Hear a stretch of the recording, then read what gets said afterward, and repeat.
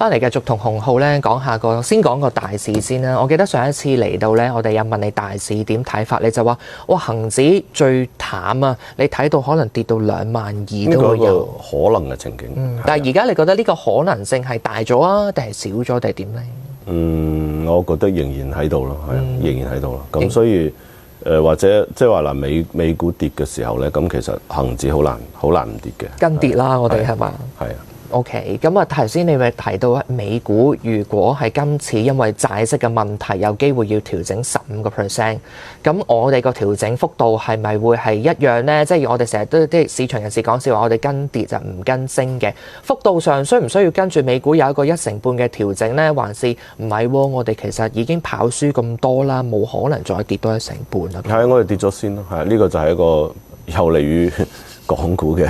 係啊，我哋打咗折扣先啦，咁所以我覺得大家亦都唔使係坐喺度估係有乜嘢，即係話佢個整體嘅大嘅市場指數點樣行，因為恆指已經不再代表本港經濟啦。請問各位，今年我哋香港嘅 GDP 呢個增長係遠遠快於預期嘅，嚇咁同埋咧，大家係切身即係親身可以體驗到呢個香港經濟係 bouncing back 嘅嚇，即係譬如話。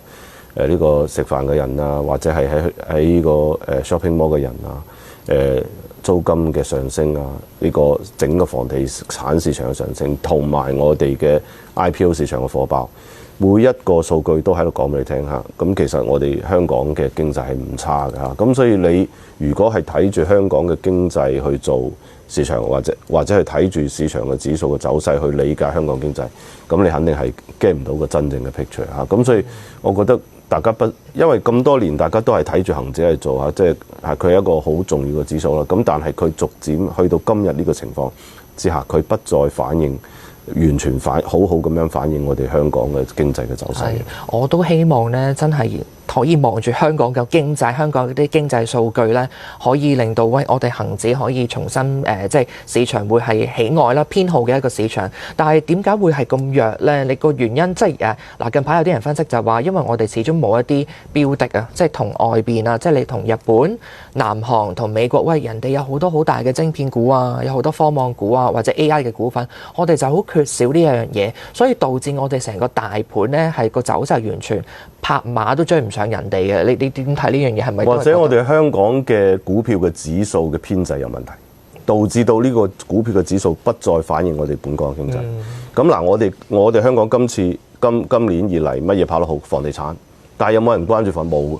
係啊，但係房地產喺度反彈緊嘅，得個地產指數咯。係啦，冇錯啦。你睇個地產指數反彈好犀利，有啲甚至本港地產股係創咗幾年嘅新高嘅添，係嘛？咁所以我覺得大家不需要太介意我哋恒生指數。恒生指數入邊有乜嘢嗱？各位請睇下，就係呢一個國內嘅呢個外賣股，同埋呢啲電商平台股。電商平台股、外賣股已經不再產生豐厚嘅利潤同埋強勁嘅增長，即係同以前唔一樣嚇。咁同埋有其他嘅板塊咧喺度反映緊經濟增長嘅部分，但係佢亦都未有被反映喺我哋整體嘅指數入邊，導致到整體指數係失真嘅嚇。咁所以我哋覺得不必要太糾結下我哋呢個指數去到幾多點啊咩啦。今年其實大家玩 IPO 賺到盤滿缽滿啦，次新股盤滿缽滿啦，係嘛？半導體盤滿，就算內地嚟香港上市嘅半導體，你都賺到盤滿缽滿啦。就算我哋恒指而家係全世界跑輸嘅呢個重要嘅指數咯，咁但係不影響我哋各位喺今年嘅呢個市場度賺錢，就係咁簡單。OK， 你提出一個都係另一個好好嘅點，就係喂 IPO 其實幾乎好多隻。一上第一日都好多，有時係甚至係幾倍嘅80%都係盈利增長啦。咁啊，另外有啲板塊其實喺今年唔同嘅時段，亦都係其實跑贏市場，譬如地產股，年頭大家炒緊減息預期嘅時候，其實衝咗上嚟啦。好多其實同減息預期都冇乜關係啦。呢個主要就係因為樓價見底係嘛？亦都唔係，即係樓價喺度反彈嚇。我哋先唔好話佢見底，同埋咧呢個內地嘅人才、高才人才同埋呢個3000萬投資移民計劃咧，咁其實係極大咁幫助呢個內地嘅香港經濟發展嘅。咁嗱，你諗下，如果內地呢個咁嘅人才嚟到嘅話，成家全部嚟晒，喺小朋友都翻學啊，全家要使錢啊，咁你諗下有乜可能唔托起呢個本港經濟啊？咁同埋咁多 IPO 嚟到香港上市，香港今年嘅 IPO 仍然係全世界最勁嘅 IPO 啊！咁所以如果我哋今年睇住恒生指數話我哋香港好似唔係幾鬥，其實呢個結論肯定係錯嘅。OK，係啊！近排你望好多內地人落嚟買樓啦，尤其是成日都講話普通話拼音嘅呢啲買家，其實個比例係越嚟越多咁啊！頭先你提到 IPO 可能都會變相帶多咗啲內地嘅資金。係啊！啲房地產經紀而家全部講晒普通話啦。係啊，OK。喂，大使，我哋講住呢度先。但係頭先話香港經濟理論上可以 support 我哋個指數向上。喂，但係我哋唔好忘記我哋其實個好多中資嘅公司都係喺我哋個市場當中啦。咁啊，如果你望上個月所謂嘅三頭馬車，即係月度嘅呢啲經濟數據呢，喂呀，真係唔係太理想，即係好多都係比市場預期為之低，尤其是個社會消費品零售呢，按年個增長咪放緩去到0.2%，其實幾乎等於冇增長啦。我哋以往幾次請你嚟，我哋都講起話推動內需係咪？如何用內需嚟去支撐住內地個整體嘅經濟？咁樣睇，你覺得喂，純粹係一個月度上，因為3月好勁，4月變得相對好慢，定係還是我哋點樣去解讀呢啲數據仍然都係即係需求都係偏低喎？係咁嗱，首先就係舊年有呢個國保啦嚇，咁國保之後咧，咁其實國保產生好高嘅基數啦，咁所以咧導致到今年高基數基礎上咧，咁其實佢肯定係低少少嘅。咁而家呢個補貼亦都嗱，譬如話汽車補貼啊，呢個家電補貼冇咗啦嚇。舊年買個 mobile 買個 laptop 你都有好幾千蚊補助啊，咁而家冇晒。咁所以咧呢一個自然就會影響呢個零售咯。咁第二就係話，我哋其實亦都會見到就係內地嘅呢個CPI，即係呢個零售嘅價格咧，其實佢仍然未有出現大幅反彈嚇。咁所以咧，整體嚟講咧，內需的確同我哋感覺上邊唔一樣。即係我哋嗱，譬如話因為我 regularly 我係去內地去出差啦，去講課啊，去教書嘅嚇。咁其實我嘅體感，我係每一次，因為我係 regular 出差嘅話，咁其實我係感受到真正嘅感受咧係好過經濟嘅數據嘅。有冇覺得啲物價係真係有加到咧？